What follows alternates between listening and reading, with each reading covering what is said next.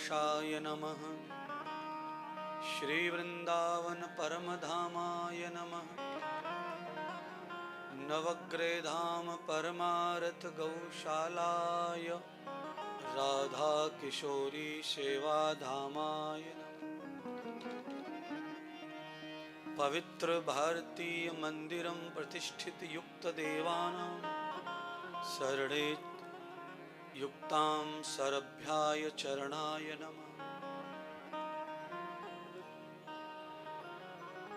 आत्मदावलदायस्य विश्व उपासते प्रशिशं यस्य देवाः।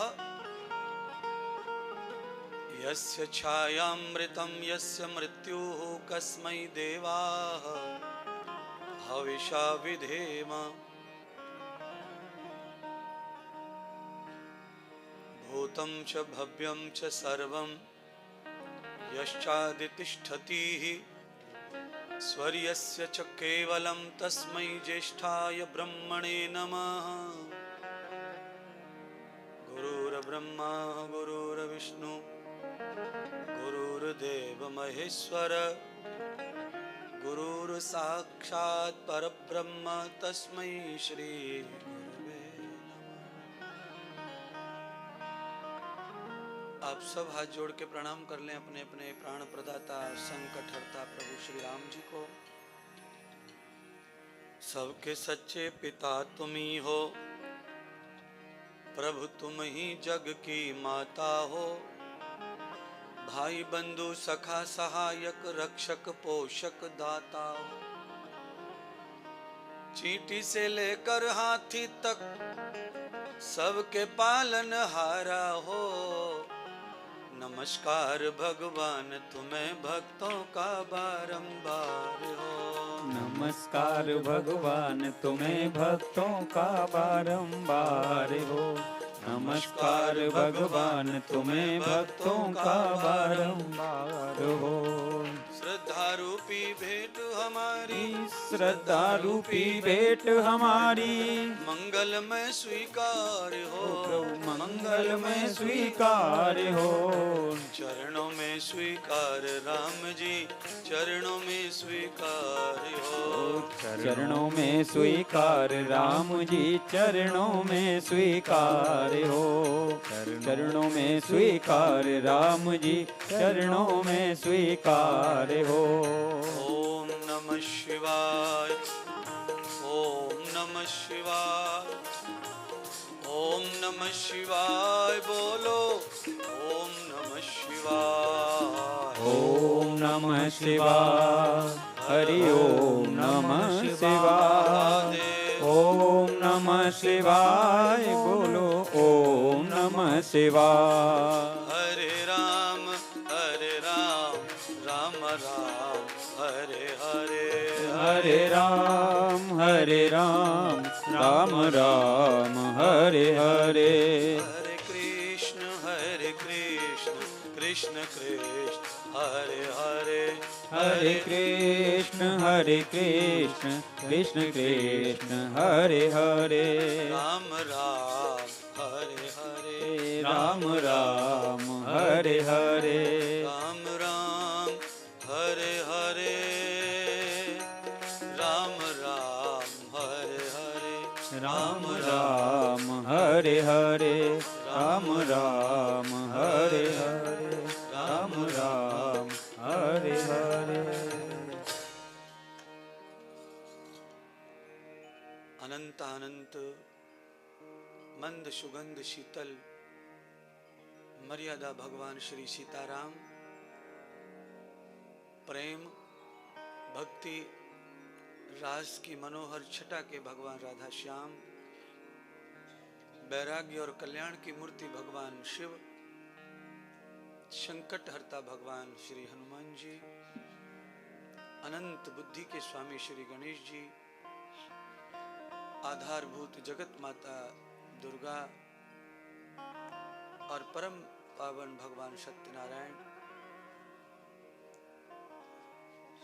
सभी नगरत मंगल देवता रामायण के निमित्त जिन स्थापित हुई देवता सबका मैं हृदय से पूजन बंधन करते हुए इस पावन न्यूजीलैंड की धरती पर भारतीय मंदिर में आए हुए सभी भक्त, राम कथा प्रेमी, नवरात्रि उत्सव में राम कथा श्रोता, संस्कार टीवी, विश्व भर में सभी श्रोता भक्त, संत इंद्रदेव महाराज यूट्यूब चैनल, फेसबुक पर जुड़े हुए सभी भक्त, जिनके द्वारा आज यहाँ हमारी गौशाला के लिए, आश्रम के लिए या हॉस्पिटल की सहायतार्थ जो दान आया, ऐसे महानुभाव परिवार, आयोजक समिति के रूप में ओम रामायण मंडल, भारतीय मंदिर के समस्त पदाधिकारी और इस मंदिर की परम सेवा से जुड़े हमारे दो ही पुजारी, शास्त्री जी एवं आचार्य जी, इस आयोजन के मुख्य आयोजक यजमान श्रीमान विजय कुमार जी और उनकी परम धर्मिणी श्रीमती रोशनी विजय कुमार जी और उनका पूरा कुटुंब, मैं सबको अभिनंदन वंदन करता हूं, आप सबको प्रणाम करता हूं, कथा में स्वागत करता हूं। जय जय श्री राधे, रामायण मात की जय हो। सब मंदिर में विराजित देवताओं की जय हो। श्री भारत माता की जय हो। श्री नवग्रह धाम की जय हो। राधा किशोरी धाम की जय हो। परम पावन गौ माता की जय हो। आज के दानी दाताओं की जय हो। आयोजक मंडली जय हो। आयोजक मंडली की जय हो। सभी सहयोगियों की जय हो। यजमान परिवार की जय हो। आज के आनंद की जय हो। नमः पार्वती पतये हर हर हर हर महादेव। जय जय श्री राधे, जय जय श्री राधे, जय जय श्री राधे। बोलिए सतगुरुदेव भगवान की जय हो। बोलिए सच्चे दरबार की जय हो।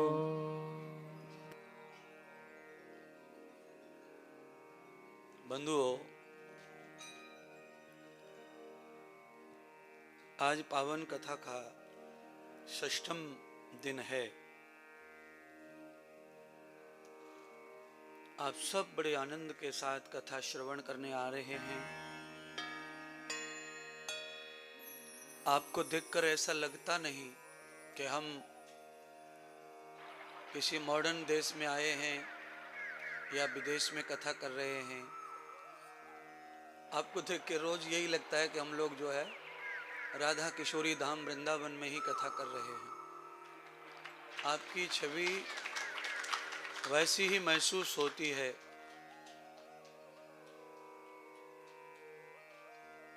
वही आनंद आप लेते हैं तो वैसी ही प्रतीति होती है।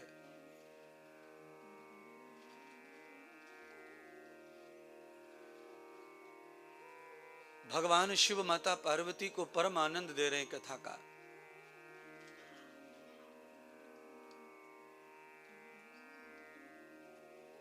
पर कथा में जो जो आनंद आपने लिया आज तक, तो आज से कुछ कथा के पार्ट ऐसे हैं जो हृदय को बेधते हैं, तकलीफ देते हैं। क्योंकि हमारे देवताओं पर, महापुरुषों पर, माता पिता पर या राष्ट्र पर किसी कारण कोई संकट आता है तो वो हमारे लिए तो दुख की बात है। जो राष्ट्र भक्त है वो बहुत दुखी होगा, जो भगवान का भक्त है वो भी दुखी होगा, जो गुरु भक्त है वो भी दुखी होगा, जो मात्र पितृ भक्त है वो भी दुखी होगा। श्रीमद् भागवत कथा जब हम श्रवण करते हैं तो पहले ही दिन महात्म होता है। तो महात्म की अनेक कथाएं होती हैं, उसमें से विशेष कथा नारद जी कथा श्रवण करते हैं सनत कुमारों के आश्रम जाकर। नारद जी जैसे महान प्रतापी को कथा श्रवण करने की जरूरत क्यों पड़ी? क्योंकि श्री नारद जी के पिता जो है ब्रह्मा जी हैं, वो बीमार हो गए। तो नारद जी ने 3 लोक 14 भवन के सब तीर्थ किए, पर पिता श्री ब्रह्मा जी की बीमारी खत्म नहीं हुई। जितने भी पूजा पाठ हैं सब किए, पर पिता को शांति नहीं मिली। तब संतों ने ब्रह्मा जी के पुत्र नारद को देखा तो नारद का चेहरा सूखा हुआ, क्योंकि नारद परमात्मा के भक्त थे, इसीलिए माता पिता के भी भक्त थे। जो व्यक्ति भगवान को अच्छी तरह मानता है वो माता पिता को भी जरूर मानेगा। भगवान के प्रति जिसका लगाव अच्छा नहीं है वो किसी भी देवता के प्रति अपनी रुचि नहीं रखता। संतों ने कहा नारद जी से कि आप भागवत के लिए वृंदावन जाओ, वहां भक्ति रहती है, ज्ञान और वैराग्य उनके पुत्र उनके साथ रहते हैं, और भक्ति के घर में पानी भरने का काम नौकरानी बनकर मुक्ति रहती है। वैसे तो सब पूजा पाठ जो है मुक्ति के लिए करते हैं दुनिया भर में, पर भागवत कहती है कि मुक्ति के लिए कुछ मत करो, केवल भक्ति करो। मुक्ति तो उसके साथ में नौकरानी है, वो तो तुम्हें यूं ही प्राप्त हो जाएगी। पर हम सब करते क्या है? भक्ति शक्ति तो कुछ करते नहीं है, केवल मुक्ति को पूजा कर दो, मुक्ति की पूजा कर दो। मुक्ति की पूजा कोई नहीं है सृष्टि पर, कान खोल के सब सुनो। मुक्ति तो भक्ति से ही है। तो नारद जी ने देखा तो भक्ति के ऊपर विपत्ति आई हुई थी। उनके जो पुत्र हैं ज्ञान और वैराग्य, वो जवान होकर अचानक बूढ़े हो गए, यानी कि वो दरिद्र हो गए थे, आलसी, सोते रहते थे, माँ की सुनते नहीं थे और कोई अच्छा काम नहीं करते थे, खाली सोते रहते। किसी का पढ़ा लिखा औलाद अगर घर में पड़ी रहे और सोती रहे तो वो घर के लोग, देवता सब नाश हो जाता है। इसलिए जिनका सोने का टाइम है उनको सोने दो, और जिनका जगने का टाइम है वो जाग कर काम करो, मेहनत करो, पुरुषार्थ करो। भक्ति का दुख नारद जी ने देखा। गए तो अपने दुख के लिए थे, पर नारद जी ने भक्ति को दुखी देखा। तो नारद जी संत बुद्धि है। नारद ने सोचा कि मेरा तो परिवार का, मेरे पिता अकेले दुखी हैं, और भक्ति अगर दुखी है तो सारा संसार दुखी हो जाएगा, तो पहले भक्ति का इलाज किया जाए। तब नारद जी रोते बिलखते हिमालय की ओर जाने लगे। तो बद्रिका आश्रम में सनत कुमारों ने नारद जी को देख लिया। नारद जी को देखा तो सनत कुमार दौड़कर रास्ते पर आए और नारद जी का रास्ता रोक लिया। भयम सेवा अनृतम, नारद जी से कहा कि आप भगवान का रूप है नारद जी, और आप अतिथि के रूप में हमें प्राप्त हुए हैं। आपकी कोई जानकारी तो हमें नहीं थी कि आप आ रहे हैं हिमालय। आप अनायास अचानक बिना तिथि आए हैं, इसीलिए अतिथि हैं, और आप परम धर्मात्मा हैं, इसलिए आपकी सेवा का मौका दो, एक दिन हमारे आश्रम में ठहरो। नारद जी ने दुखी मन से कहा, देखो सनत कुमारों में ना तो नहीं बोलूंगा, पर मैं किसी के आश्रम या किसी की सेवा लेने की स्थिति में नहीं हूं इस समय। ना तो पानी जा रहा है, ना भोजन जा रहा है, ना नींद आ रही है। क्या हुआ है? तो नारद ने अपनी कथा सुनाई। मेरे पिता ब्रह्मा बहुत दिनों से बीमार हैं, अशांति हो गई है। मैं चाहता हूं कि पुत्र होने के नाते उनको शांति प्रदान करूं, तो ही मेरा पुत्र धर्म संपन्न होगा। और मेरे होते हुए मेरे पिता अशांति में जी रहे हैं, तो मेरा पुत्र होना वाजिब नहीं है। वास्तविक मुझे उनको शांति देने मेरा कर्तव्य है वो मैं करूं, पर वो हो नहीं पा रहा है। मैंने सब उपाय कर लिए और जहां मैं गया वृंदावन भक्ति के पास, तो भक्ति तो खुद ही रो रही है, उसके बच्चे बीमार हैं। मैं हिमालय जा रहा हूं, भक्ति के लिए कुछ न कुछ करूंगा। तो सनत कुमारों ने कहा कि आप कहीं मत जाओ, आप हमारे कहने से श्रीमद् भागवत की कथा श्रवण कर लो। नारद जी को विश्वास ही नहीं था भागवत भागवत पे, बोलते थे कहानी कहानी सुन के क्या होगा, कैसे उद्धार होगा मेरे पिता का और कैसे उद्धार भक्ति का होगा। तो नारद जी को विश्वास दिलाते हुए कहा कि खाली एक दिन तो सुनो, ना पटे तो चले जाना छोड़ के।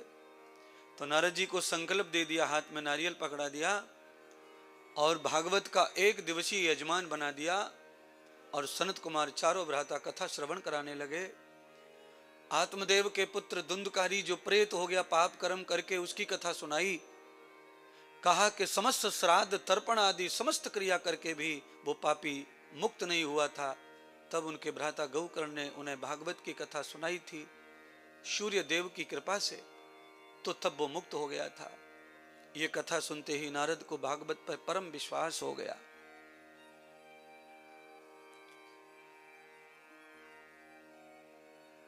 आप सोच रहे होंगे रामायण में भागवत कहां से आ गई। रामायण में भागवत है इसीलिए सुनाई है, क्योंकि भागवत में रामायण है, तो रामायण में भागवत है। अवतारों की कथा रामायण में भी है। मैं सुना इसीलिए रहा था कि कल आज भी कई लोग आए थे, कल आए थे शनिवार, आज रविवार था, आए थे, पहले दूसरे दिन भी बहुत लोग आए थे। उन्होंने अलग अलग प्रकार का अपना दुख बताया पारिवारिक मुझे। तो फिर मैंने उस पर ध्यान दिया कि ये सब लोग एक ही तरह की दुखी हैं। सब लोग क्यों दुखी हैं? तो मेरे पास में जो भी अपनी नियोजन है उस तरह से मैंने ध्यान किया, देखा, तो मुझे ऐसा लगा कि ज्यादातर लोग यहाँ जो रह रहे हैं उनके पितर जो हैं वो बहुत अशांत हैं। और मेरे से जो मुलाकात हुई थी वो ज्यादातर फीजी लोग ही थे। तो जितने भारत से अंग्रेज जब बंदी बनाकर लेके आए हमारे पूर्वजों को और ला करके समुद्र के टापू पे खड़ा कर दिया खेती करवाने के लिए, भोजन तो देते नहीं थे, मारते कूटते थे अंग्रेज और काम करवाते थे। मशीनरी नहीं थी, हाथ बैल से ही धरती खुदवाते, गन्ना की खेती करवाते थे। तो उस स्थिति में ये तो 150 साल से भी ज्यादा हो गया हमारे पूर्वजों को जन्म से मरते मरते मरते। उनकी जो बालक हैं, बच्चे हैं, इतनी पीढ़ियां हो गई पर कोई उनका उद्धार नहीं कर पाया। तो मुझे ऐसा लगा कि इन सभी फिजी लोगों को चाहिए कि श्राद्ध पक्ष जब आए तो श्राद्ध पक्ष में अपने पितरों को श्रीमद् भागवत कथा श्रवण करा करके उनका पिंड दान, श्राद्ध दान करके, तर्पण करके एक बार पुत्र प्रपौत्र होने के नाते अपने कर्म को पूरा करना चाहिए। पितृ दोष जो होता है वो बहुत लंबे समय तक तकलीफ देता है, पीढ़ी दर पीढ़ी। जैसी बहुत सारी बीमारियां जर्नेटिक होती हैं, ये से ही ये पितृदोष भी जर्नेटिक होता है। पिता से पुत्र में, पुत्र से पोते में, ये सब में वो पाप बढ़ता जाता है, क्लेश बढ़ता जाता है। तो कई लोग कह रहे थे तो इसका उपाय क्या है? तो उपाय यह है कि श्राद्ध पक्ष में श्रीमद् भागवत कथा हो और तर्पण और श्राद्ध विधि हो, और वो सब करने के बाद पितरों के नाम या फोटो जो हों वो रखे जाएं, पूजा की जाए, और फिर उनके नाम का जो पानी या चावल कुछ ऐसा हो जो यहाँ से भारत जाए और वहाँ काशी में जाके उसका विसर्जन हो, तो बहुत बड़े क्लेश से आप सबको मुक्ति मिल सकती है। यह मैं उपाय आपको बता रहा हूँ। बाकी हमारे आचार्य पंडित भी ये बातें बताते होंगे, पर ज्यादातर लोग ये सुनते नहीं हैं, क्योंकि अब धकेल रहे चला रहे। कितने परिवार अभी मैंने ऐसे भी देखे जहां पुत्र नहीं हो रहे, पुत्र हैं भी नहीं, वो भी उसी का ही परिणाम है। कई के तो पुत्री भी नहीं है, वो भी उसी का ही परिणाम है। हमारे हिंदू ग्रंथों में इस तरह की बहुत सारी फिलॉसफी है। वंश रुक जाता है, उत्पन्न होना, कन्या तक नसीब नहीं होती, और किसी को हो जाए तो वो कुल का, परिवार का ख्याल नहीं रखते, बच्चे अनित्य हो जाते, अनर्गल हो जाते, असत्य हो जाते हैं। तो आपका और आपके कुल और आपके धर्म का जो ख्याल रखना है, तो अपने पितरों को पहले शांति दो, उन्हें खुशी दो। वो जहाँ हो, जिस रूप में हो, उनके नाम से आप अपना कार्यक्रम उपस्थित करो। कहीं भी जहाँ उपस्थित करे वहाँ करो। जो आचार्य, जो विद्वान लगे, उन्हें बुलाओ, उनसे करवाओ, पर अवश्य ये कार्यक्रम करो। ये सूचना मुझे सार्वजनिक ही देनी थी, इसीलिए मैंने थोड़ा टॉपिक भी कथा का कहा और सूचना भी दी। क्यों? एक महात्मा बहुत सुंदर कथा कहते थे, और वैसे महात्मा थे, पैदल यात्रा करते थे, गांव गांव जाते थे, कुछ चाहते नहीं थे किसी से, केवल लोगों को मोटिवेट करते थे कि सुधरो सुधरो, सत्संगी बनो, अच्छे बनो। एक महात्मा ऐसे सुनाया कि वो गांव बहुत बिगड़ा हुआ है, तो महात्मा ने उधर ही डेरा डाल दिया।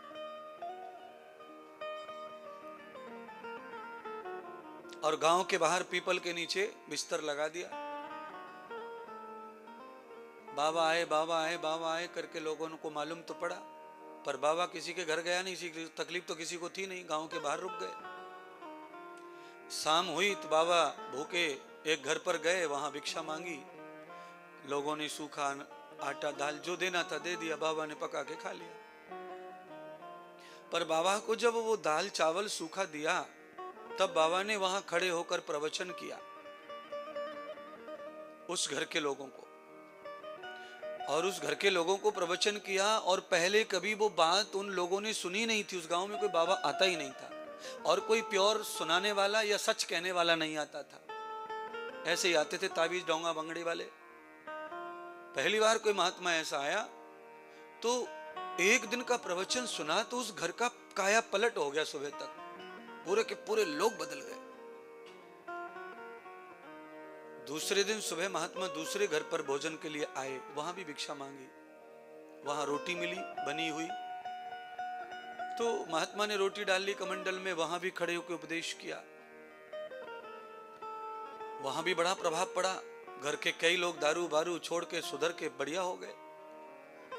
शाम को दूसरे घर पर, सुबह दूसरे घर पर, शाम को दूसरे घर पर, सुबह दूसरे घर पर जाते, और एक ही घर पर एक समय भिक्षा करते, भोजन करते और उपदेश करते, घर पूरा सुधर जाता।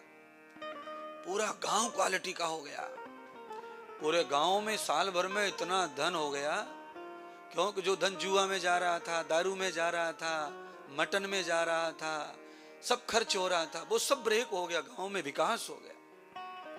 पर एक आदमी इतना दुष्ट उस गांव में, नास्तिक, उसने महात्मा को न बुलाया और न वो महात्मा के पास गया। पूरा गांव डेवलप हो गया, वो झोपड़ी की झोपड़ी में रह गया। अब उसकी पत्नी को लगी, औरतों में थोड़ी सी रहती है भावना कि वो बाबा आए, बड़ा हल्ला मचा, उनकी वजह से गांव का उद्धार हो गया, पर मेरा घर रह गया। मेरा पति बड़ा दुष्ट है, नास्तिक है, ये मानता नहीं है, क्या करूं? मैं भी जाऊंगी तो मारेगा। तो बहुत दिन तक रोती रही, और एक दिन अपने पति को हिम्मत करके कहा कि देख रहे हो ना, पूरे घर का कैसा गांव का उद्धार हो गया है, केवल हम भूखे गरीब रह गए, क्योंकि हमारे द्वार साधु आया नहीं, क्योंकि तुम्हारा नाम बदनाम है, तुम गालियां देते हो महात्मा साधु। तो किसी ने बता दिया होगा महात्मा को, इसलिए वो आए नहीं भिक्षा लेने, और आते तो भी तुम ना देते, इसलिए अच्छा हुआ नहीं आए। पर मैं तुम्हारे पैर पड़ूं, हाथ जोड़ूं, मैं कहती हूं एक बार महात्मा के पास जाओ और उन्हें न्योता दो कि वो आपके घर भी आए, क्योंकि अब तो तुम नास्तिक नहीं रहो, सब गांव के लोग बदल गए, तो समझो महात्मा में कोई शक्ति है। उसने कहा बात तो सही कह रही है। महात्मा के प्रति श्रद्धा तो उसकी थी नहीं, पर स्वार्थ था कि सबका अच्छा हो गया तो मेरा भी अच्छा हो जाए। तो गया, महात्मा को न्योता दिया, महाराज कल पूर्णमासी है, आप हमारे घर भोजन पे आना, हम पका के खिलाएंगे आपको। महात्मा ने कहा भाई रे भाई, पापी आदमी के यहाँ भोजन करना है तो बड़ा कठिन है, और ये पका के खिला रहा है, मतलब ये कैसे बादल फट रहे बिना समय के, क्या हो रहा है? महात्मा ने कहा देखा जाएगा, चलो। महात्मा पहुंच गए सुबह, खीर पूड़ी कचौड़ी थाली में परोस दी, दक्षिणा रख दी बगल में। महात्मा जिमने लग गए, जिम लिया। महात्मा ने दक्षिणा रख ली जेब में और मौन धारण करके महात्मा चल दिए। देहरी से नीचे उतरे महात्मा, पत्नी का गलेवान पकड़ लिया इसने, दुष्ट ने, जिंदा नहीं छोड़ूंगा तुझको, इसीलिए मैं मानता नहीं महात्मा हूं। देखा कितना मतलबी है ये बाबा, सबके घर में आटा दाल मांगता रोजाना सूखा, और सबको घंटों घंटों आशीर्वाद देता, और तूने खीर पकौड़ी रबड़ी खिलाई, देख ले कुछ ना बोला, एक मुंह और चला गया खा के। ये एहसान फरोमोश होते बाबा लोग, इसीलिए मैं नहीं प्यार करता इनसे। महिला कह रही बात तो तुम सही कह रहे हो, पर बाबा ने ऐसा क्यों किया? तो ये नालायक से रुका नहीं गया, मैं मारूंगा इस बाबा को और उसकी रोटी वापस करवाऊंगा उंगली डाल के मुंह से, उल्टी कर। इतना मक्कार था वो। उसकी पत्नी ने कहा देखो ऐसा करो, एक बार और मेरी बात मान लो। बोलो। तो कहा एक बार जाओ महात्मा जी के पास और उनसे ये कहो बाबा आप शाम को दूसरे घर पे जाओगे, हमने ज्यादा बना लिया है, शाम के लिए भी हम भरना चाहते हैं आपको, हो सकता है बाबा फिर उपदेश करे, बाबा को याद आ जाए, भूल गया होगा बाबा। उसने बात मानी, गया पकड़ा, महात्मा जी रुको रुको, शाम के लिए भी भोजन ले जाओ, आज शाम को दूसरे घर पे नहीं जाना। महात्मा लौट के आए। महात्मा बहुत होशियारी से काम कर रहे थे। इतनी देर में महात्मा ने सोचा कि ये आया है तो कुछ तो गड़बड़ होगी, अब इसको ठीक ही करना है, दोनों समय करवा रहा है तो इसको ठीक करके जाएंगे। महात्मा ने कमंडल में कूड़ा भर लिया, कूड़ा, और महात्मा ने कमंडल दे दिया, लो भैया शाम के लिए इस कमंडल में भर दो। ले गया भोजनालय में, कमंडल खोला तो उसमें कूड़ा करकट। महात्मा की इस बेहूदी हरकत पे गुस्सा हो गया और चिढ़ गया। देखा ऐसे होते ही महात्मा, देखने में कैसा लग रहा है भगवान, और कमंडल में देखो गंदगी भरी है, उसी में रोटी खीर डलवा रहा है। इतनी तक अकल नहीं है कि पात्र कैसा होना चाहिए भोजन का। ऐसे महात्मा को क्या भोजन करा के पुण्य मिलेगा? लड़ पड़ा। महात्मा को पता चला कि पता चल गया इनको कमंडल का, अब काम होगा। महात्मा ने कहा भैया नाराज होने की क्या जरूरत है, जब तुम्हें पता है कि मैं मूर्ख हूं, तुम ज्ञानी हो, तो कमंडल को धो लो, पोंछ लो और भर दो, तुम भी तो ये कर सकते हो। पत्नी ने कहा ठीक है भर दो, धो लो पोंछ लो, भर दिया। महात्मा फिर चल दिया, कुछ नहीं उपदेश किया। अब तो ये बिल्कुल गर्म हो गया, पूरे 420 वोल्टेज टंटना के महात्मा पकड़ लिया इसने और बोला महाराज तुम बहुत बदमाश हो, है? खीर पूड़ी खाई है, दक्षिणा ली है, शाम का भी भर दिया, और एक बार मुंह से ना निकला कि सुखी रहो, कि अच्छा भोजन बनाया है, कि बहुत बढ़िया है, कि तुमने कुछ ना बोला। और ये पड़ोसी के घर में सूखा आटा ले जाते हो, घंटे घंटे बटर बटर बटर बटर प्रवचन करते हो। सबरी कृपा कर रखी है सूखे आटे पर और खीर पूड़ी पे कुछ नहीं। महात्मा ने कहा जिस प्रकार से तुमने खीर पूड़ी खिलाई है, दक्षिणा दी है, उसी प्रकार का बहुत भयंकर उपदेश देंगे तुमको। और वो सूखा आटा दे रहे थे, उनको प्रवचन से काम चल रहा था, पर तुमको प्रवचन से काम नहीं चलेगा, तुम्हें लीला करके दिखानी पड़ेगी मुझको। तो मैंने लीला की है। क्या लीला की है? तो का कमंडल में कूड़ा मैंने खुद ही भरा। तो महाराज ये सब क्यों किया तुमने? जिस कमंडल में खीर लेनी है, सब्जी लेना है, उसमें गोबर क्यों, कूड़ा क्यों? तो कहा मैं देखना चाहता था तू क्या करेगा। तो महाराज आप अगर हम साफ नहीं करते उसी में डाल देते तो आप खा लेते, कैसे खाते? सब तो खराब हो जाता। महात्मा ने कहा बिल्कुल सही कहा, मैं खाता भी नहीं और सब खराब हो जाता। तूने साफ करके भरा ना, अब मैं खाऊंगा भी और सही भी रहेगा। तो महात्मा आप क्या कहना चाहते वो बताओ। तो महात्मा ने ये कहा कि जिस प्रकार से कमंडल कूड़े करकट गोबर से भरा था, तू डाल नहीं रहा था खीर पूड़ी कचौड़ी, इसी प्रकार तेरा जो बुद्धि है, तेरा जो हृदय है, वो महागंदगी से भरा हुआ है। इसमें कोई भी उपदेश प्रवचन डालूंगा तो तेरे न काम आने वाला है और ना ही वो बचने वाला है, वो नष्ट हो जाएगा। इसलिए प्यारे, मेरा कमंडल जैसे तूने साफ किया खीर के लिए, वैसे ही अपना हृदय और बुद्धि को पवित्र कर ले। तब ये कथा, ये प्रवचन, एक शब्द भी तेरे काम आ जाएगा और तुझे अच्छा लगेगा, तेरा कल अच्छा हो जाएगा, तेरी उन्नति हो जाएगी। महात्मा ने प्रैक्टिकल करके उस नास्तिक का भी घर सुधार दिया। बंधुओं, महात्मा यही करते हैं। चाहे महात्मा को जितना परिश्रम करना पड़े, पर कोई महात्मा महात्मा ही है। महात्मा के रूप में आडंबर नहीं है, पाखंड नहीं है और कालनेमी नहीं है, ढोंग नहीं है, तो वो कितना भी परेशानी भोग कर केवल संसार का अच्छा करेगा, आपका अच्छा करेगा। यही महात्मा की करतूत है और इसीलिए उसका नाम ही महाआत्मा है। आत्मा महात्मा बन जाती है तो परमात्मा ही वही कहलाती है। आत्मा तो परमात्मा का ही स्वरूप है, पर आत्मा तब तक आत्मा रहती है जब तक वो महात्मा नहीं बन जाती है। तो आप सभी लोगों का जो दिल है, दिमाग है, बुद्धि है, थोड़ा उसे पवित्र करो। कैसे पवित्र करें?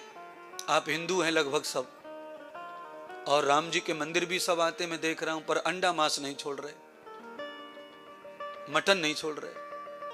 कई लोग आकर चले भी गए, मैं पहचान लेता हूं, दर्शन कर गए चले गए। संडे है ना आज, टाइम पे जाना है, टाइम पे खरीदना है, टाइम पे पकाना है। बंधुओं, अगर आप श्री राम जी को पूजते हो तो राम जी की कथा को समझो, रामायण पढ़ो। राम जी को, सीता को मानते हो तो ये देखो कि राम जी ने जन्म लिया, अवतार लिया। क्यों लिया? राम जी आज के बाद अब राम जी क्या करेंगे कथा में, आप सुनेंगे तो समझ जाएंगे।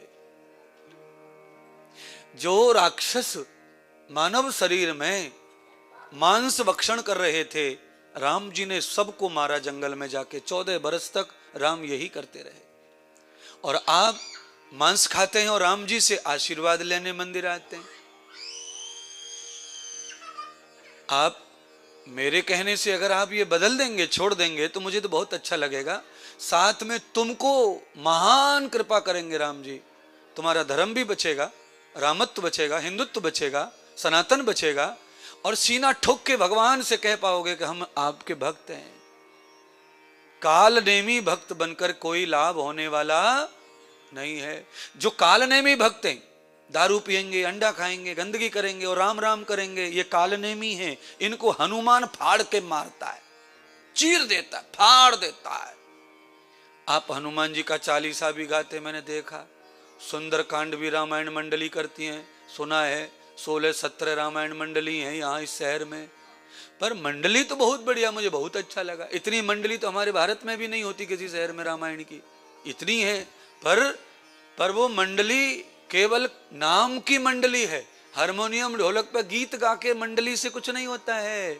जब तक मांस नहीं छूटेगा तब तक कीर्तन सुनने वाले भगवान सुनने वाले नहीं हैं। कि मस्जिद पर मुल्ला चढ़े, ऊंची आवाज में गाए, ऊंची आवाज में गाए, और जब तक मन में मैल है आवाज सुनी ना जाए। जब तक गंदगी है तब तक आवाज नहीं सुनी। भगवान कान नहीं है भगवान के। मेरी तरफ से नहीं कह रहा हूं मैं, इसमें लिखा है गोस्वामी तुलसीदास ने। मेरी तरफ से कुछ नहीं कह रहा हूं मैं तो केवल अपने हाथ का प्रयोग कर रहा हूं। आया हूं शहर में, खर्चा किया है मेरे पीछे, टिकट करवाई है, भाड़ा दिया है, खाना दे रहे हैं, तो मैं चाहता हूं कि जिन्होंने बुलाया है वो और जो आ रहे हैं सुनने वो सब मांसाहार मुक्त हो जाइए। बस रामायण मेरी सफल हो गई। मुझे 1 रुपया भी मत देना दक्षिणा, पर आप इतना करो, 1 रुपया दक्षिणा मत दीजिए, जितनी बार बुलाओ फ्री बुलाओ, पर मांस छोड़ो। आगे चलकर इसका भुगतान तुम्हें भुगतना पड़ेगा।